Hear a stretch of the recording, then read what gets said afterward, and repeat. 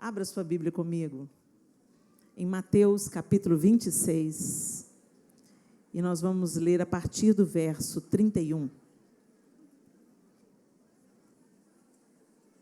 Mateus 26, a partir do verso 31. 26.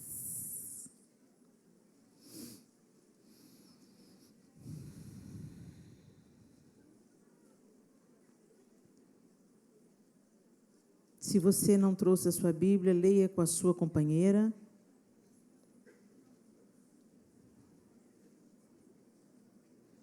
Mateus 26, a partir do verso 31, o texto diz assim: Então Jesus lhes disse: Todos vós esta noite vos escandalizareis em mim, porque está escrito: Ferirei o pastor, e as ovelhas do rebanho se dispersarão.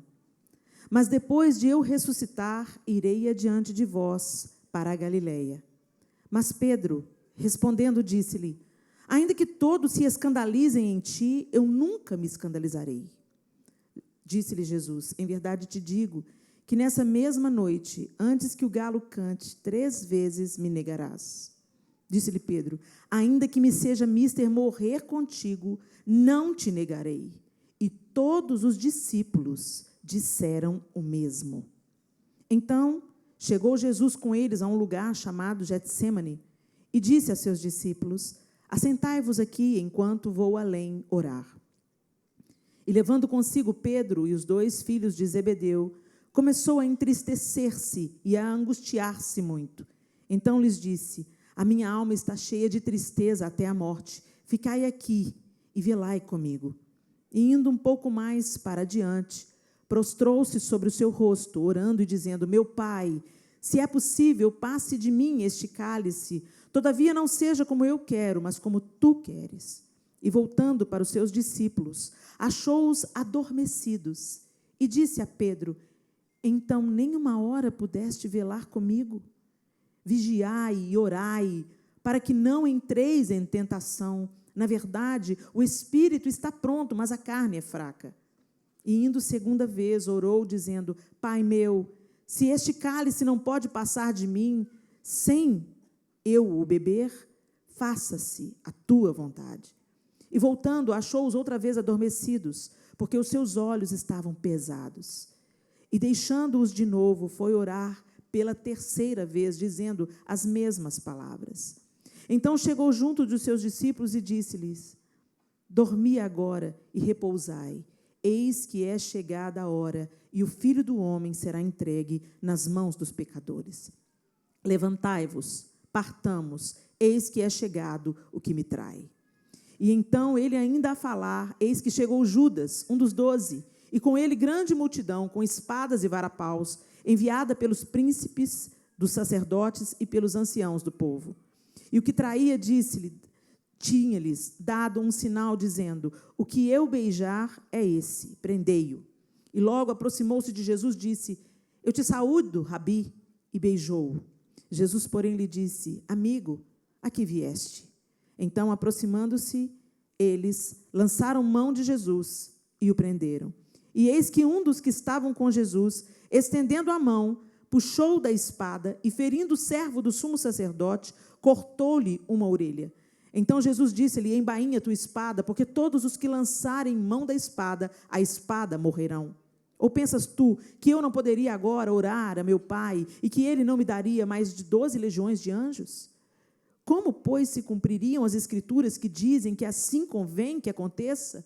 Então disse Jesus à multidão: Saíste como para um salteador, com espadas e varapaus para me prender? Todos os dias me assentava junto de vós, ensinando no templo, e não me prendeste?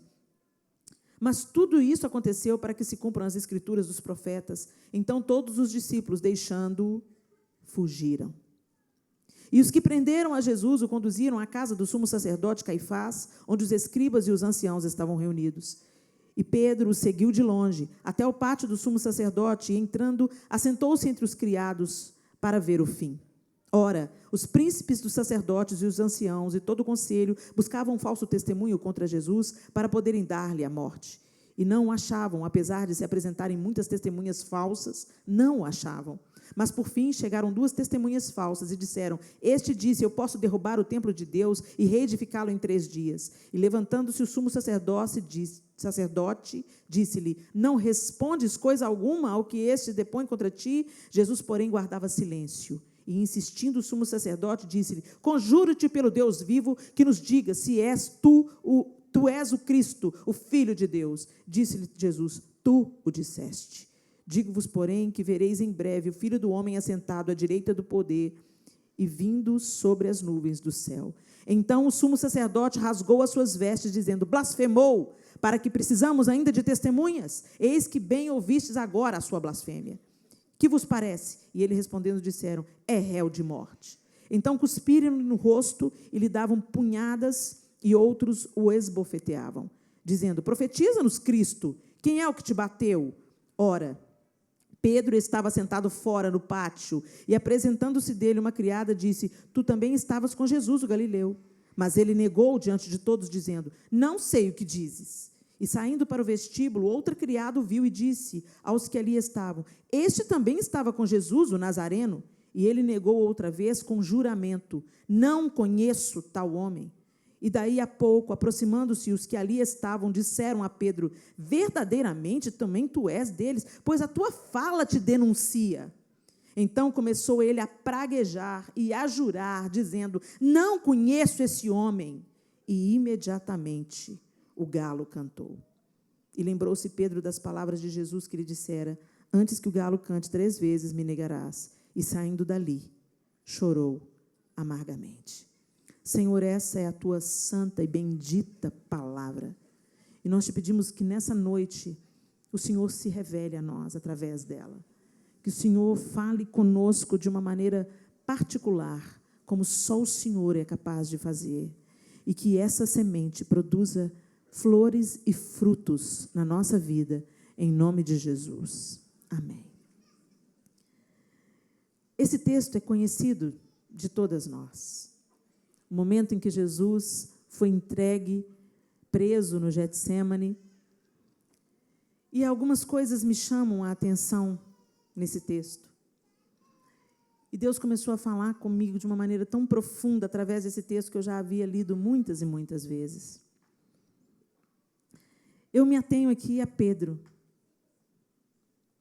O capítulo que nós acabamos de ler, Mateus, ele não fala que foi Pedro que cortou a orelha do soldado que veio prender Jesus, mas João, o Evangelho de João, dá o nome não apenas àquele que cortou a orelha, mas ao nome daquele que teve a orelha decepada, né? O Evangelho de João fala que foi Pedro e fala que o soldado que teve a orelha decepada se chamava Malco. E aí a gente vê a trajetória de Pedro.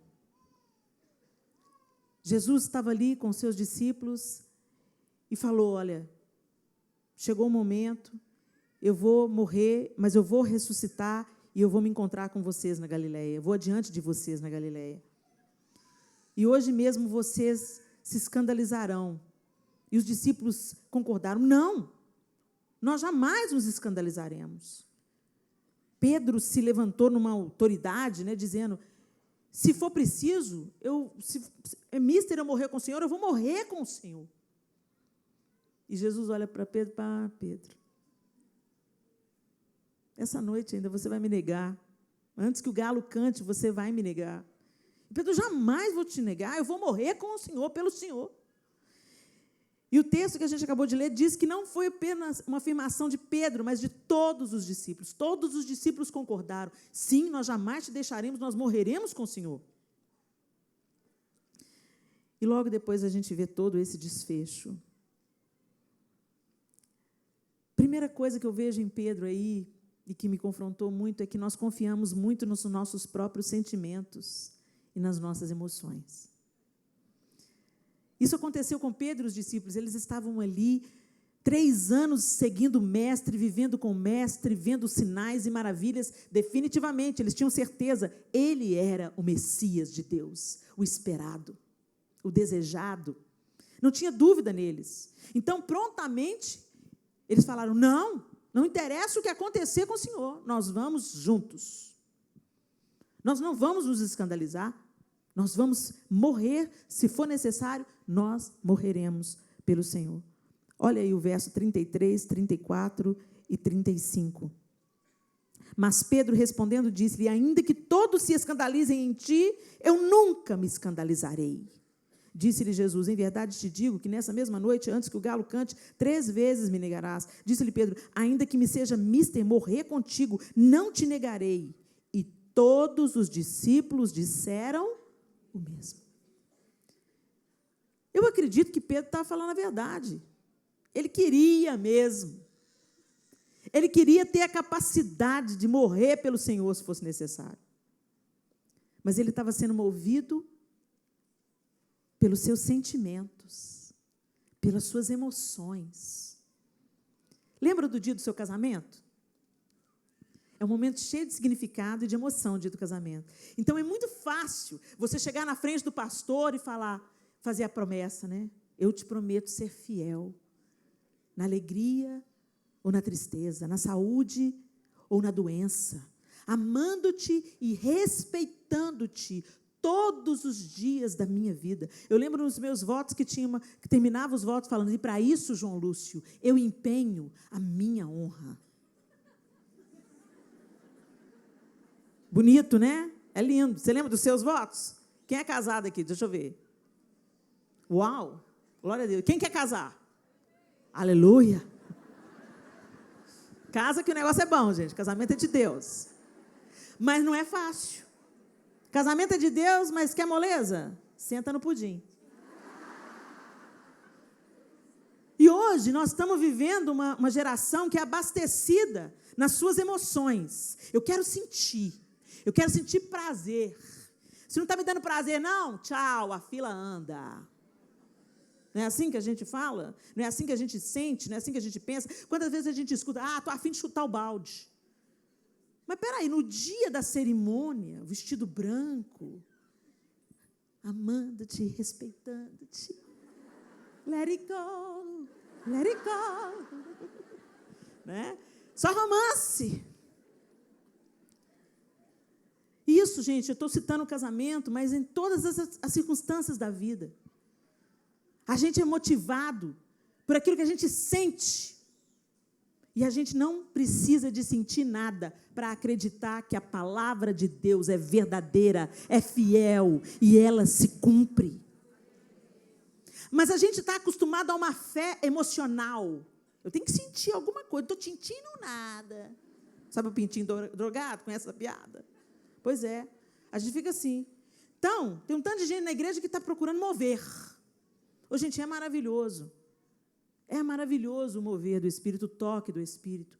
Quando vem aquela presença doce, que a gente não consegue falar, que a gente se prostra, a gente se rende, a gente se entrega. Puxa, quem não gosta disso? Mas no nosso casamento, fazendo um paralelo com a vida cristã e o casamento, no nosso casamento tem a lua de mel, mas também chega as contas para pagar. E na vida cristã não é diferente. Tem um momento, aquele momento lindo, a visitação do Senhor, aquele momento no seu quarto que você se derrama, Ele vem, Ele te fala, Ele te consola, Ele te põe no colo, você sente o colo de Deus, mas depois você tem que sair para a batalha. E a sua fé tem que aparecer na hora que você não está sentindo nada. É acreditar e viver conforme aquilo que a palavra de Deus instrui. Mas hoje nós estamos entrando pelo caminho das emoções. Eu tenho que sentir. O louvor hoje não foi bom, não. Por quê? Não arrepiei? O louvor hoje não foi bom, não. Por quê? Não cantou aquela música, essa música, tudo que cantava, eu não sabia cantar. Mas o louvor não é para você, querido. O louvor é para Deus. Mas a gente pensa que o louvor é para a gente. Isso aí, se ela cantou todas as músicas, foi uma benção. Às vezes foi uma benção coisa nenhuma. Foi só entretenimento de qualidade. Eu não tenho nada contra entretenimento de qualidade. O povo de Deus também tem que ter entretenimento, sabe? A gente também precisa de lazer, precisa de escutar uma boa música, para apreciação da música. Nem toda música a gente tem que pensar, não, agora vamos adorar. Não, às vezes você gosta de escutar uma música em casa, né? Por exemplo, nossos períodos de louvor estão virando autoajuda gospel.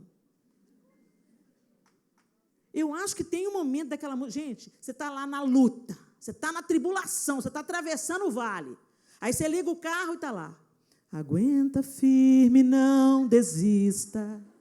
Não é maravilhoso? Santa Ludmilla, não é? Você pensa assim? Aí você começa a chorar, cantar junto com ela. Se você não desistir, é para mim inspiração. E o povo passa na rua, você é louca. Mas Deus está ali falando com você. Eu estou contando contigo. E eu sei, aleluia, Jesus. Né? Maravilhoso. Mas isso tudo tem um contexto. Agora, hoje, no louvor e adoração, ao invés da gente falar do atributo de Deus, de quem é Deus, da qualidade de Deus, de render a Ele louvor, honra, adoração, majestade, glória, a gente fica cantando música sobre mais, as letras falam mais de nós mesmos do que de Deus. Restitui, eu quero de volta o que é meu. Senhor, não quero de volta o que é meu. Porque minha era a cruz. E o Senhor levou ela. Não estou criticando a música do irmão, não. A música do irmão tem um contexto, gente, entenda, tem um contexto. Mas a gente faz do nosso culto, o diabo está roubando a adoração da igreja, porque a gente começou a cantar sobre nós mesmos. E no momento onde Deus é entronizado, Ele vem, Ele cura, Ele liberta, Ele transforma, Ele faz o que só Ele é capaz de fazer. Mas a gente acaba ficando muito envolvido com nós mesmos, com as nossas emoções. Eu tenho que sentir. Estou sentindo nada. Ou então eu senti. Eis que te digo, és filha muito amada. Me profetiza uma nova, porque essa eu já sei. E tem um tanto de profetada surgindo, porque a pessoa vai na emoção, vai no feeling. E só tem profecia boa, vocês já ouviram falar? Filho muito amado, Deus não dá uma cacetada. Porque Deus profeta que dá uma cacetada, tudo caladinho. Fora aqueles, eis que te digo, seu amado é aquele que vai entrar de camisa vermelha. Por que está acontecendo esses absurdos, gente? Porque a gente está sendo levado pelas nossas... Então pode acontecer comigo, pode acontecer com você. Nós somos tudo feito do mesmo material, nós somos tudo farinha do mesmo saco. E se acontece com o irmão, nosso irmão, que crê no mesmo Deus que a gente crê, pode acontecer com qualquer um de nós. Nós não podemos confiar nas nossas emoções. A gente fala muito que a fonte das nossas emoções é o coração, não é isso? Por isso que a Bíblia fala, guarda o teu coração. E também fala que o nosso coração é enganoso e desesperadamente corrupto. Olha a trajetória. Primeiro eles começaram ali na emoção.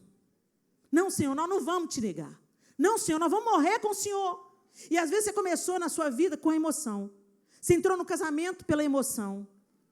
Você está no seu ciclo de amizade por emoção. Você está no seu ministério na emoção. Então, a emoção é o seguinte, quando você está bem, está tudo bem, quando você está mal, está tudo mal.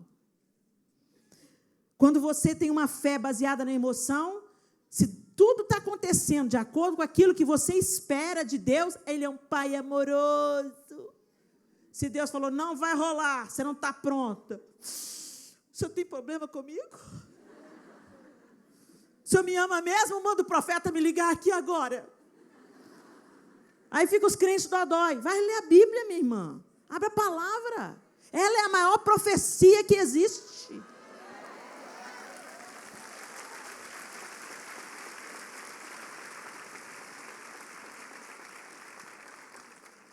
Agora lê comigo aí o verso 51.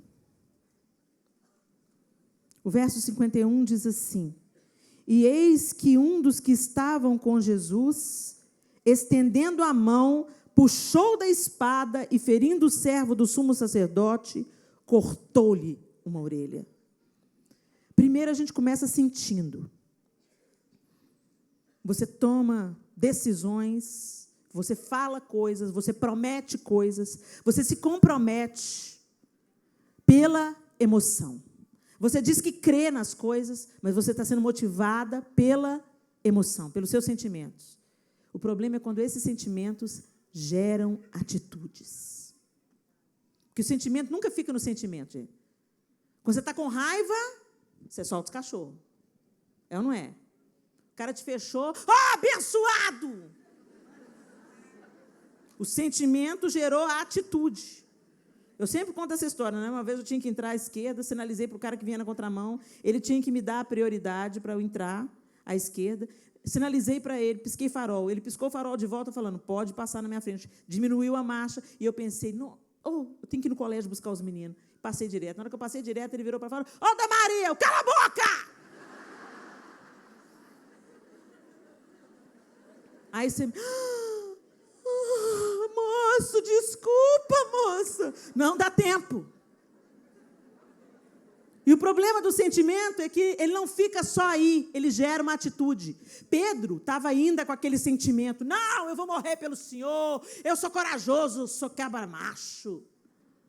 Veio, não vai levar o mestre não, tira a espada e...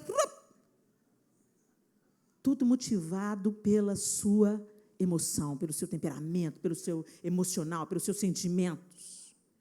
Arranca a orelha. E a gente vive assim. A gente é Pedro. O filho te atribula, você, cala a boca, menino, te aguento mais, peste. Olha quanta palavra de morte, vocês estão rindo, gente, mas isso, gente, você está semeando morte na vida dos seus filhos. Quando você fala para uma criança, eu não te aguento mais, para você é só uma frase irritadiça. A leitura de uma criança, de um pré-adolescente é, eu sou um fardo, eu sou um peso, minha mãe não me aguenta mais. Nós nunca tivemos, gente, tanto envolvimento de jovens com as drogas. Eles estão buscando anestesia.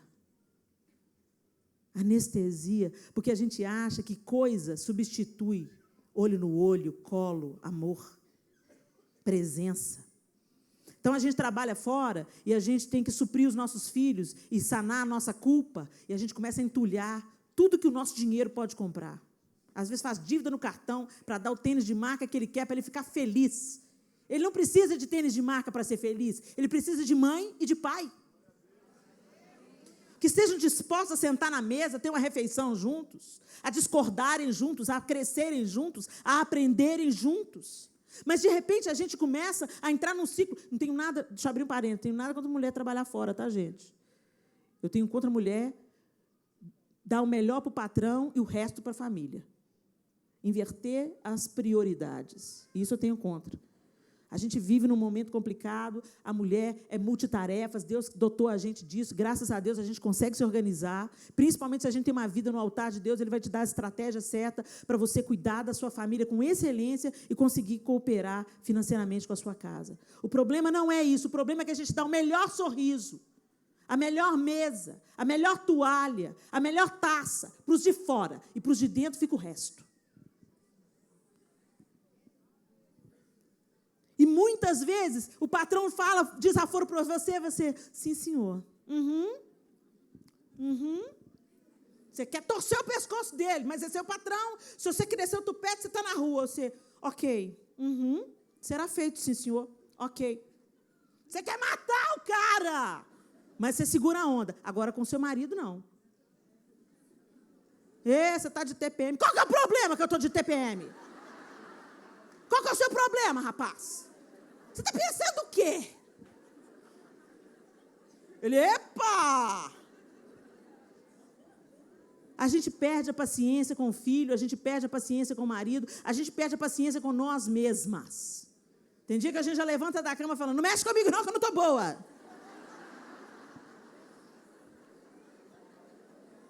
Se identificou, não?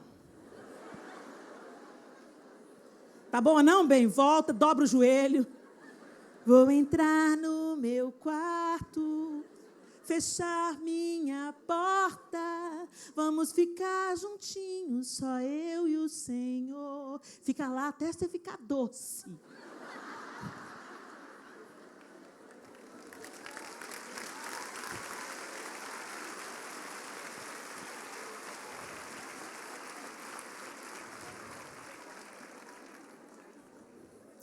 Aí a gente começa a tomar as atitudes baseadas nos nossos sentimentos.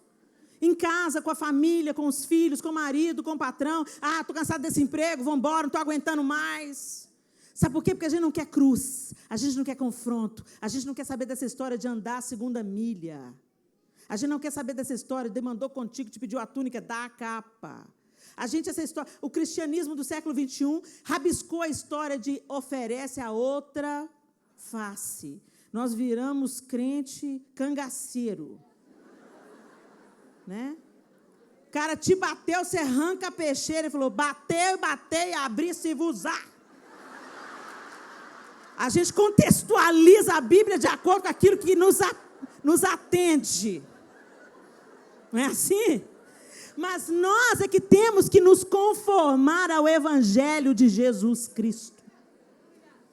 Mas a gente está achando um jeito de legalizar o nosso pecado, de legitimar a nossa falha de caráter. Não, mas não é bem isso. A hermenêutica quis dizer... A gente sabe, a gente embroma. Pensa que embroma Deus, mas a gente não embroma Deus. E a gente continua esses crentes mancos, porque a gente não quer morrer. Quem quiser vir após mim, negue-se a si mesmo. Quem quiser me seguir, tome a sua cruz. Dia após dia, negue-se a si mesmo. Dia após dia, tome a sua cruz. Quem quiser vir após mim, negue-se a si mesmo. O Evangelho de Jesus não mudou. Ele continua nos convidando, segue-me. E quando parece que a gente está perdendo, a gente está ganhando. Quando parece que a gente está ficando para trás, a gente está sendo liberto do sistema de pensamento deste século. Quando nós somos levados pelas emoções, nós não permanecemos em nenhum lugar que nos confronte ou que nos traga desconforto. As pessoas mudam de igrejas hoje como mudam de roupa. Ah, essa igreja não. Ah, não, essa não, essa não. A igreja não é um supermercado que você muda de acordo com aquilo que... Tem um produto que me serve? Tem um ministro com a voz bacana que fala, tira o pé do chão, faz um coração para Deus. Então eu quero. Mas se tem aquele cara cantando grandioso, és tu, tô fora. Igreja é lugar de gente. E gente tem problema. Tem opinião diferente. E aqui dentro da igreja que a gente vai exercitando amor, perdão, tolerância, aceitar o diferente. Se a gente não está conseguindo nem se tolerar, a gente vai tolerar o diferente que está lá fora? Aí a gente não tolera o diferente que está lá fora e fracassamos na maior missão da igreja, que é amar aqueles que não são dignos, entre aspas, de ser amados. Aqueles que são completamente diferentes, aqueles que não querem Deus, que rejeitam o amor do Evangelho. Tem gente que fica assim, aceita Jesus na sua vida. A igreja não foi chamada para convencer, a igreja foi chamada para amar. Se a gente não fracassar, se a gente tiver abraço para abraçar, olhar para aceitar o diferente, entra o travecão na igreja, todo mundo, ai, sangue de Jesus tem poder. É igual Pedro. Pedro uma das servas falou, eu sei que você anda com ele, porque você fala como um deles. A gente fala, sangue de Jesus tem poder, misericórdia, queima ele. A gente fala o crentez fluente, mas a nossa atitude não tem nada de Jesus. Porque a gente não é motivado pelo cristianismo, pela fé, pela palavra de Deus. Nós somos motivados o seguinte, você concorda comigo, eu te amo. Você não concorda comigo, não? Tem peixeira para você. Batei, abri se usar, né? Você concorda comigo? Você é meu querido, meu mano, meu bro. Mas se você não concorda comigo, querida, deixa eu te falar o que a Bíblia diz. Primeiro vai colocar em prática na sua vida o que a Bíblia diz, depois vai falar com os outros.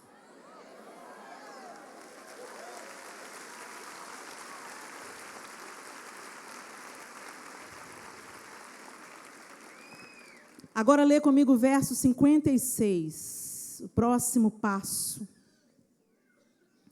O verso 56 diz assim: mas tudo isso aconteceu para que se cumpram as escrituras dos profetas. Então, todos os discípulos, deixando, fugiram. Olha o ciclo, gente. Primeiro, eu me comprometo com uma causa pela emoção. Eu estou emocionado, eu estou feliz, eu estou satisfeito. Eu romantizo o evangelho. Estou aqui, Senhor. Sabe a história do eis-me aqui? Você vem no altar, eis-me aqui, Senhor. O Senhor, ok, embora para o Afeganistão. Não, Senhor, eu tenho chamado para a Europa. E não pense você que é glamouroso, não. Eu estive na Europa há pouco tempo, aquilo está um deserto espiritual, uma sequidão espiritual, terrível. Mas a gente glamouriza as coisas, né? Então, você missionar na Europa é completamente diferente de você missionar no Afeganistão. Não precisa ir para fora do Brasil, não. Vai aqui, ó. Vai na vila aqui perto. Vai no presídio aqui em São Paulo. Ah, não, Senhor, mas eu não tenho chamado para presídio, Senhor. Entendi? Eu tenho chamado para celebrity. Eu oro pela Fernanda Montenegro, Senhor. Estou falando, gente, que não tem que ter uma galera que tem esse chamado, não. O amor de Deus precisa de alcançar a todos. Mas a gente fala as coisas, até o nosso chamado ministerial é totalmente emocional. O próximo passo é que a gente começa a ter atitudes que derramam da nossa emoção. E o terceiro passo é que nós somos dispersos, enfraquecidos. Dá uma olhadinha para a sua fé agora. Como é que você está vivendo? Como é que está esse tempo da sua vida? Não é para você responder alto. Eu quero só que você faça uma autoanálise. Será que você está vivendo em unidade com seus irmãos? Será que você está crescendo junto? Se desafiando, buscando? Não, eu não me conformo. Ok, eu já caminhei um tanto, gente. Glória a Deus por isso. Mas eu não me conformo com a Helena que eu sou hoje. Eu quero mais. Eu quero ser mais amorosa. Eu quero ser mais dócil. Eu quero ser mais parecida com Jesus. Eu quero mais. Eu não estou satisfeita. Eu quero seguir o Mestre. Andar, caminhar, mover. Mas quando a gente tem uma fé emocional e toma atitudes baseadas nas nossas emoções, em todas as áreas da nossa vida, nós ficamos dispersos, enfraquecidos e infrutíferos, exatamente como esses discípulos ficaram. Parece que você não se encaixa em lugar nenhum. Tudo é um peso, você só tem os olhos naquilo que é ruim. Você chega para o crente, e aí, como é que está? Ah, céus, uma vida, um azar. Você está bem, irmão? Que bem. Olha a política do Brasil, olha as doenças, olha... E a perseguição da igreja, e olha... E a gente vai... Porque é comum a gente conversar sobre esses assuntos, são assuntos da atualidade, mas tem gente que conversa, e você fala assim, é isso mesmo, está difícil mesmo. Mas a igreja, a noiva, está se adornando, está se preparando, e o Senhor está ajudando. Isso aí tudo, essa sacudida toda vai ser para nos amadurecer, para nos fortalecer, para a gente deixar de ser criança espiritual, é para a gente crescer em amor, crescer em compaixão, crescer em tolerância. A gente tem que ouvir o outro, a gente tem que andar a segunda milha. Ai, você tem uma visão tão otimista, né? É assim que a gente fica.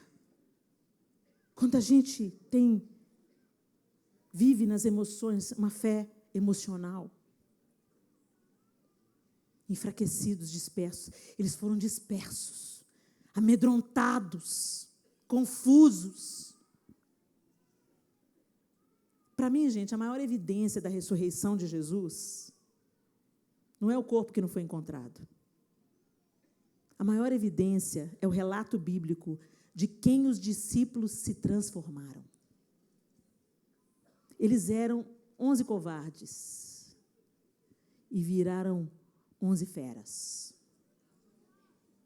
Viraram 11 homens que mudaram o destino, fazendo trocadilho com o filme. O que fez aqueles 11 vacilantes, ousados? Todos morreram, exceto João, todos morreram de morte violenta. foram assassinados brutalmente, ninguém morreria por uma causa fracassada. Eles não morreriam se não tivessem visto com os próprios olhos o Jesus ressurreto. Mas eles estavam nesse lugar. Eles ainda não tinham sido revestidos de poder do Espírito Santo, recebido a plenitude da revelação de Jesus Cristo. Embora eles estivessem passado 3 anos com Jesus, eles ainda não tinham entendido tudo. E é por isso que eles estavam dispersos. E às vezes você está dentro da igreja, você frequenta a igreja não sei quanto tempo, mas está dispersa, está enfraquecida, acovardada, medrosa, desanimada, desesperançada. Virou um anunciador de más notícias, uma profeta da morte dentro da sua casa. Algumas de vocês pensam em morrer. Não tem coragem de tirar a própria vida por temor a Deus, mas fala, Deus, me leva. Me leva porque eu não estou aguentando mais. Tanta angústia, tanta tristeza, tanto problema, só luta, desemprego, miséria, fome, privação, filho nas drogas, casamento encerrado. Deus, que cristianismo é esse? Quando a gente observa o texto, a gente vê Jesus orando, e ele ia, orava, e quando ele voltava, os discípulos estavam? Eles estavam orando? Eles estavam? É o que nós fazemos. É o que nós fazemos. Ao invés de nós nos posicionarmos nas nossas trincheiras de batalha e dizer, aqui não, Satanás, aqui você não passa, porque o Senhor é o Senhor da minha casa. O Senhor é o Senhor do meu trabalho. O Senhor é o Senhor dos meus dias. O Senhor é o Senhor da minha igreja. O Senhor é o Senhor. Não, a gente quer sempre entrar no drive-thru da oração. Ora por mim. Põe a mão na minha cabeça. A gente está sempre elegendo um pop gospel, um ungido de Deus. Gente, o ungido de Deus subiu à cruz e morreu. O resto é tudo farinha do mesmo saco. Nós somos seres humanos, todos nós dependemos de Deus, todos nós precisamos da graça de Deus na nossa vida. Ah, Helena, mas eu quero uma foto com você. Não vou te dar uma foto. Chega de construir ícones dentro da igreja, senão o Senhor. Ele é o Senhor. Ele é o único digno de adoração, de louvor.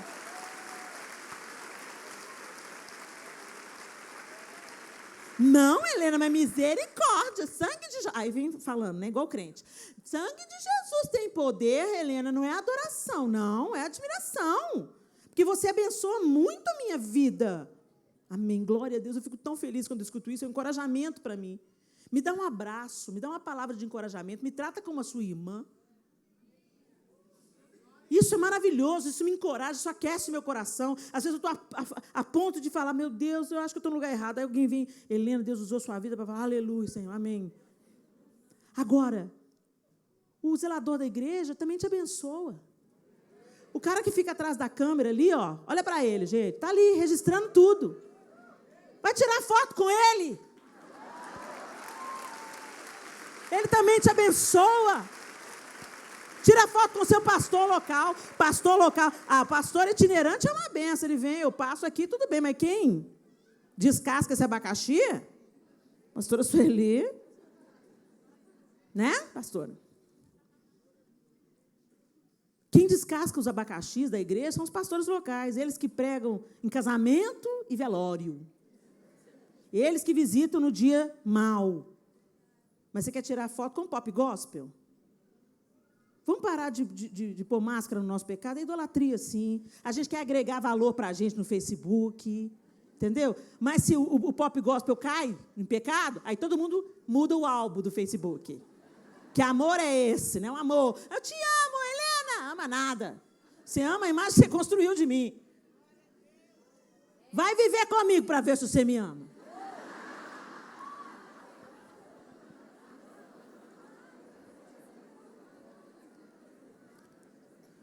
Mais uma vez as emoções, está vendo? As emoções, gente, só levam a gente para o buraco. se elas não são controladas pelo Espírito Santo de Deus, se elas não estão... Porque as emoções também podem ser maravilhosas. É a sensibilidade, né, que Deus colocou em nós, para a gente se compadecer, para a gente se colocar no lugar do outro. As emoções são maravilhosas, mas elas têm que estar debaixo do governo do Espírito. E para isso vocês têm que estar em um relacionamento com Jesus e não com a religião. E para ter um relacionamento com Jesus, a gente tem que conversar com Ele. E ouvi-lo, através da sua palavra. Mas a gente não quer ler a Bíblia e a gente não quer orar, mas quer que a nossa vida mude. Não vai rolar. Ou então tem muita gente orando, lendo a Bíblia, mas apenas como uma prática religiosa para se sentir mais de bem com a vida. Não, Senhor, estou pagando minha dívida. Helena está falando aí, ó, todo dia eu tenho meu devocional certinho. Eu oro, jejuo. Minha Bíblia é grande. Eu ando com ela debaixo do braço, esse negócio de tablet. Não, a minha é de papel. E aí vem... Ó, Hélis, pecador, eu sou tão espiritual. Tão enganados. E quando percebemos, caímos nos mais vergonhosos pecados, porque o orgulho precede a ruína. Ou somos orgulhosos espirituais, ou somos rasos, emocionais. Oh, Senhor, tem misericórdia de nós.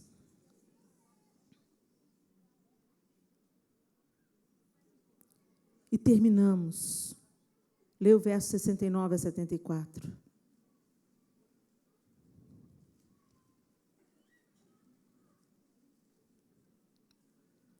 Ora, os príncipes, os sacerdotes, os anciãos e todo o conselho buscavam um falso testemunho contra Jesus, bababá, bababá. E aí vem todas as negativas. Não, eu não conheço, eu nunca vi. E no final, Pedro praguejava. Eu nunca vi. Não sei de quem se trata. Quando nós tomamos esse rumo na nossa fé, uma fé emocional que gera atitudes baseadas nas emoções, nós terminamos por negar Jesus. Essa é a verdade. Negar.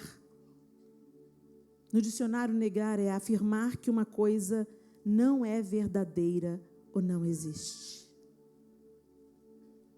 Porque quando você fala, Jesus te ama, mas você não ama, isso é uma mentira.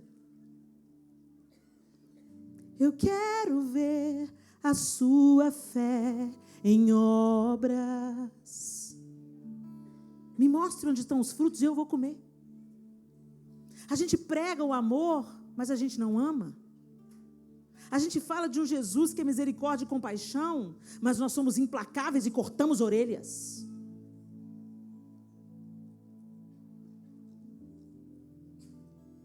A gente fala de um Jesus que inclui e excluímos.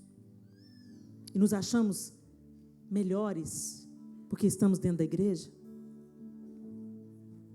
Às vezes a sua família inteira não é crente, só você é. Talvez eles nunca tenham se convertido por sua causa.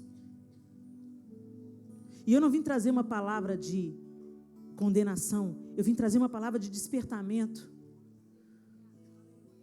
Por que a sua família não está vendo Jesus em você, minha linda?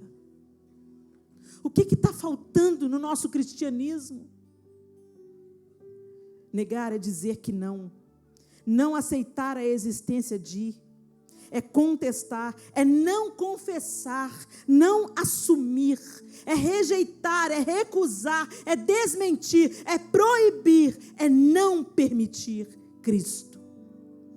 Negar a Cristo é afirmar que Ele não é verdadeiro ou não existe, é dizer que não para Ele, é não aceitar a existência dEle, é contestá-lo, é não confessá-lo, não assumi-lo, é rejeitá-lo, é recusar-se a se submeter a ele, é desmenti-lo. Quando você faz uma coisa, fala uma coisa, mas faz outra, você está negando a Cristo. E a gente olha para Pedro e fala, como Pedro pôde? Como Pedro pôde? Sempre que Jesus selecionava um grupo menor para levar com ele para grandes momentos. Vocês já imaginaram o que foi o Monte da Transfiguração, gente? Pedro estava lá. Como que ele pôde? Gente como nós. Gente como nós. E se nós não mudarmos o nosso coração, a nossa atitude, a nossa relação com o Senhor, é inevitável. Mais dia, menos dia, iremos negá-lo. Se é que já não estamos fazendo. Não, Helena, eu não estou negando a Jesus. Será? Quando você fala que Jesus ama, mas você não ama. Quando você fala que Jesus perdoa, mas você não perdoa. Quando você fala que Jesus é doce e amoroso e você é rixoso e duro. Que Jesus é esse que você carrega nas camisetas? A minha grande crise naquele dia do carro, que eu gritei, cala a boca! É porque eu lembrei do adesivo atrás do meu carro. Eu pensei, como que eu carrego uma mensagem no carro? Como que eu carrego uma mensagem na camiseta? Como que eu ando com a Bíblia para baixo e para cima, mas na hora de eu derramar Deus, eu derramo eu mesma. Eu derramo a minha ira, eu derramo a minha intolerância, eu derramo o fruto das minhas emoções doentes. Helena, então o que a gente tem que fazer? Aquietai-vos e sabei que eu sou Deus. O Senhor fala com a gente, se abriga em mim, dependa de mim, seja enxertado em mim, porque quando você for enxertado em mim, a minha vida vai fluir em você. Você nunca viu uma mangueira fazendo força para dar manga, porque é da natureza da mangueira produzir mangas nas estações devidas. Ela passa pelas podas e vem mais fruto na próxima estação. E é assim que Deus quer que a gente seja, que a gente frutifique os frutos que há em Cristo: amor, alegria, paz, longanimidade, benignidade, domínio próprio. Mas nós não conseguimos produzir esse fruto por nós mesmas, queridas. A gente até tenta, mas a gente sempre fracassa.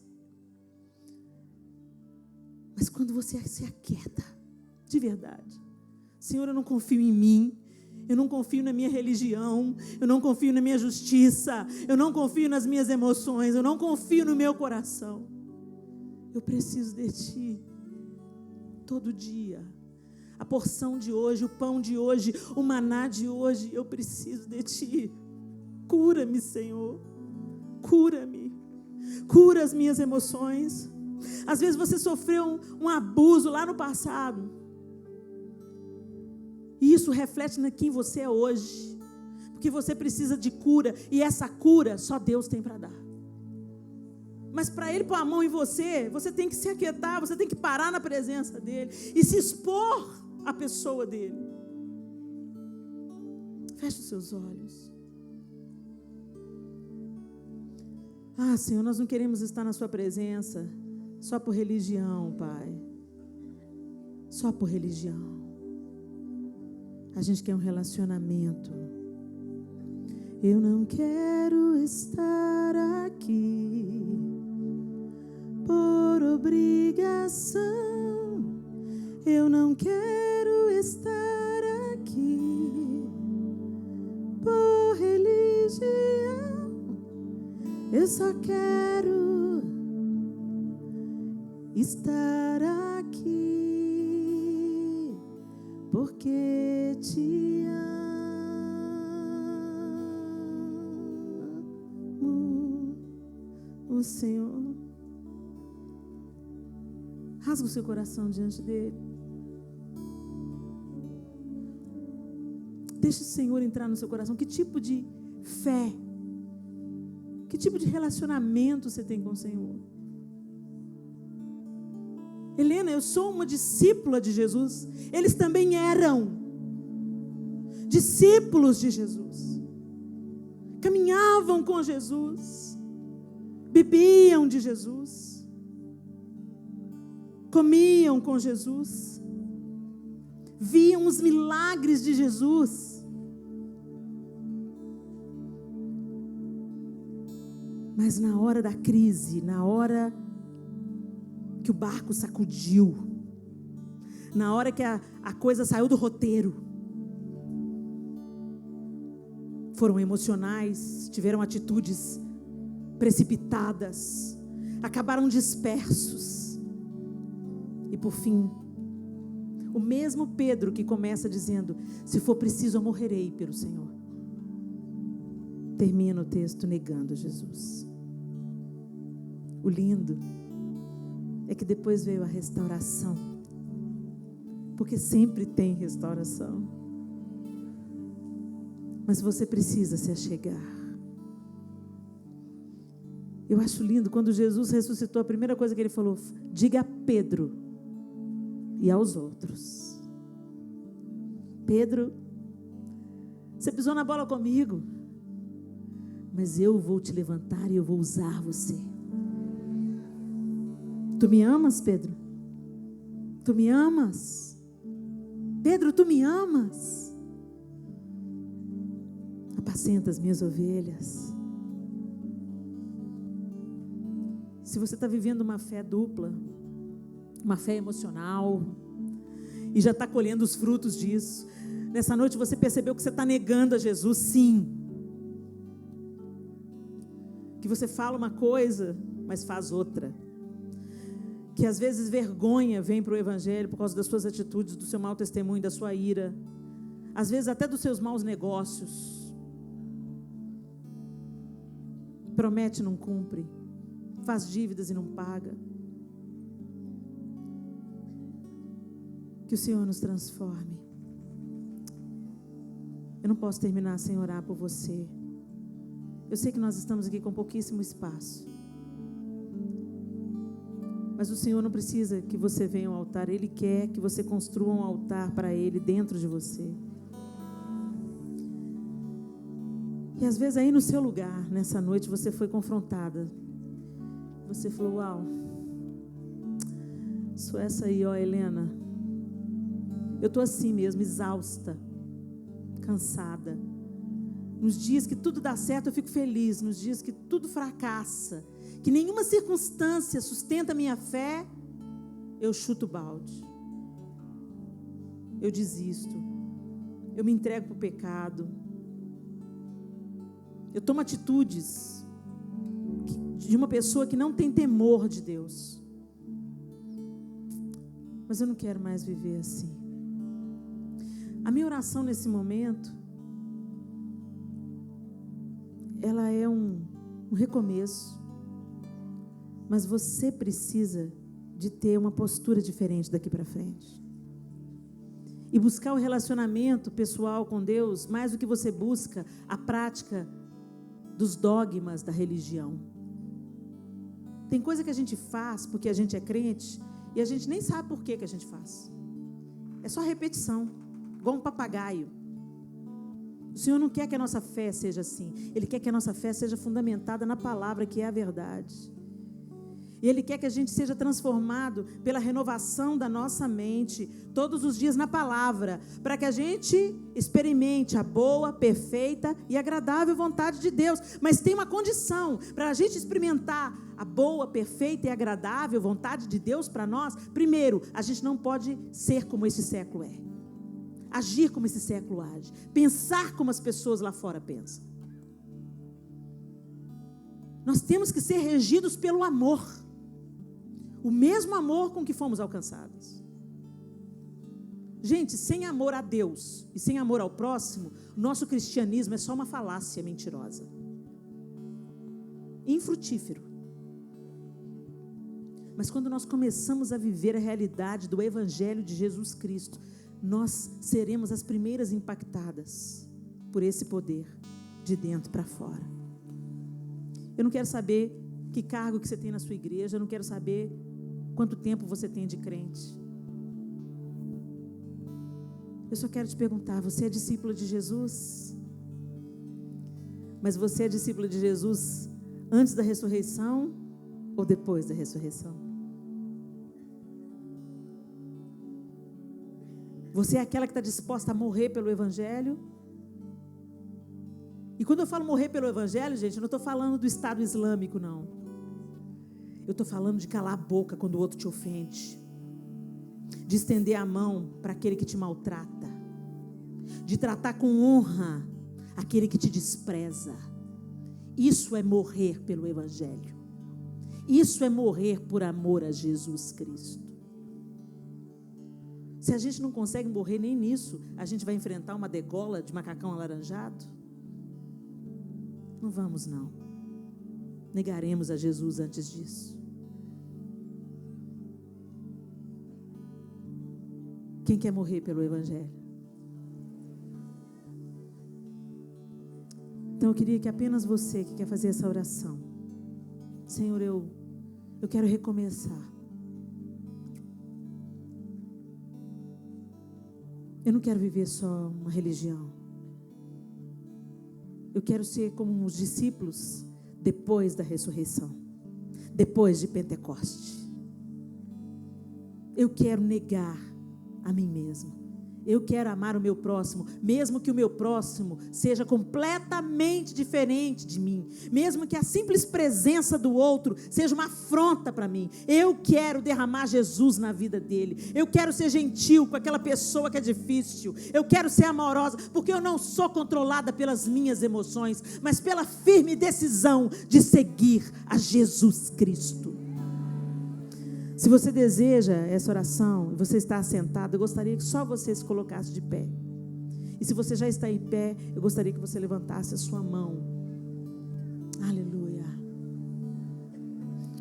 Não faça disso também uma decisão emocional. É questão de responsabilidade. Faça o que você está disposta a fazer de fato. Se Deus precisar de quebrar você, você está dizendo, ok, Senhor, eu posso ser quebrada. Amém.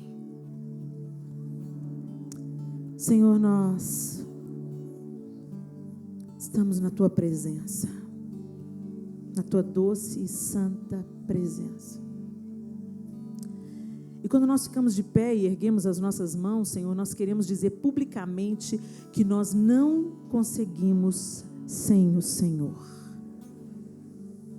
Sem o Senhor nós não conseguimos. E muitas de nós temos vivido uma fé emocional.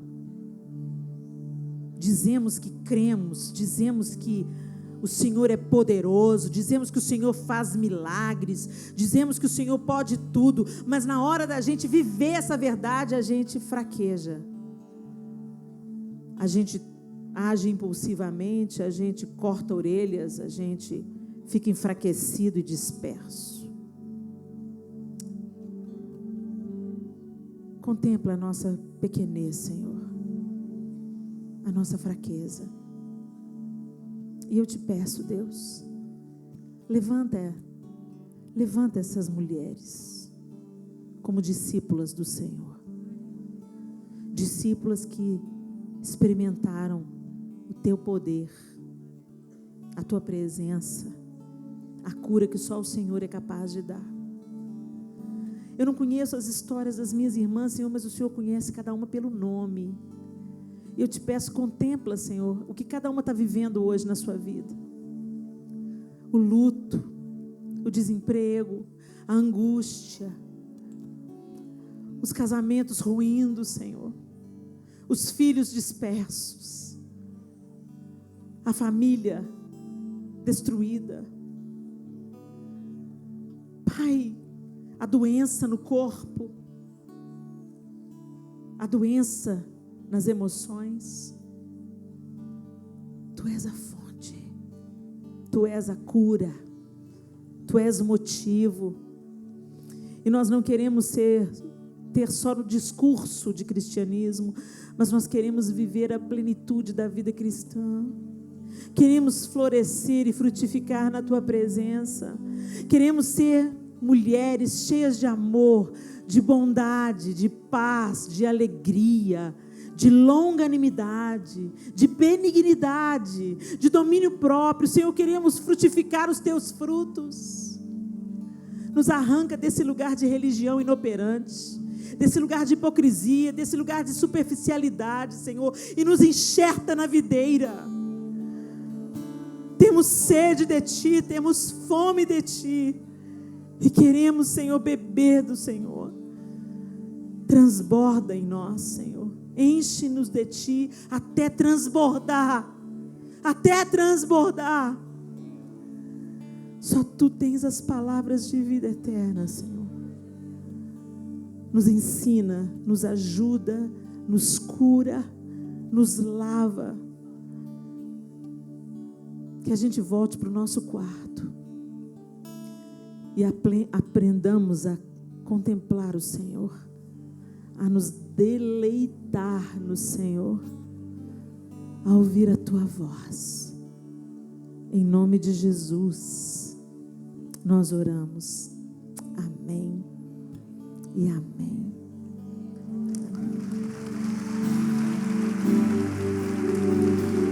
Glória a Deus.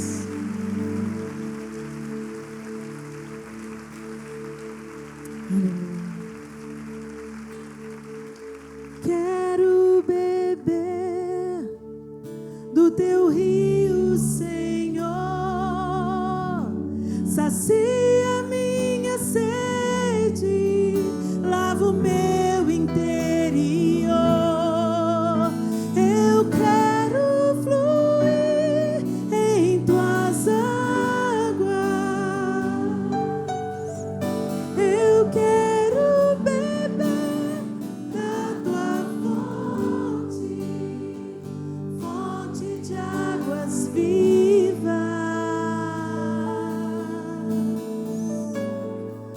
Tu és a fonte, Tu és a fonte, Tu és o rio, Senhor.